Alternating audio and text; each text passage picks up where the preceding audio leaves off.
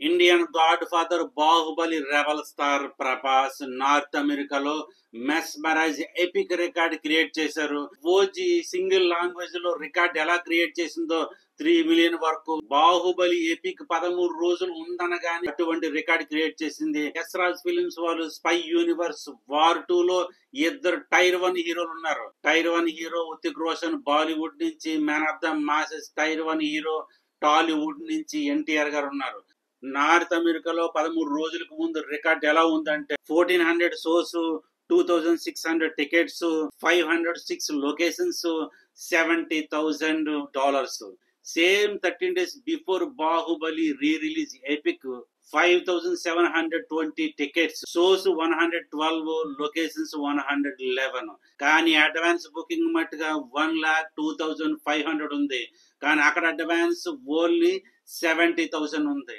అంటే బాహుబలి క్రియేట్ చేసిన హిస్టరీ నా భూతో నా భవిష్యత్తు అన్న రికార్డ్ క్రియేట్ చేసింది. వార్ 2 రీ రిలీజ్ కాదు, డైరెక్ట్ రిలీజ్. అది ఇద్దరు టైర్ 1 హీరోలు ఉండగా, కానీ Baahubali rebel star Prabhas re release cinema అంటే ఎటువంటి రికార్డు క్రియేట్ చేసినా చూడాలి.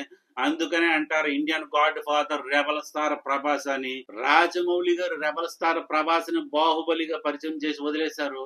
అక్కడతో స్టార్ట్ అయిన బాహుబలి రెబల్ స్టార్ ప్రయాణం విధ్వంసాన్ని కొనసాగిస్తూ సాగిపోతుంది. ఒక్క మాటలో రెబల్ స్టార్ గారి ప్రయాణం ఎలా ఉందంటే, కాల్ షీట్ దొరికితే చాలు, ఒక సినిమాతో ఆగిపోతే మళ్ళీ ఇంకొక సినిమా దొరకదేమో అని చెప్పేసి రాజసాబ్ కూడా పార్ట్ 2 కూడా రెడీ అవుతుంది.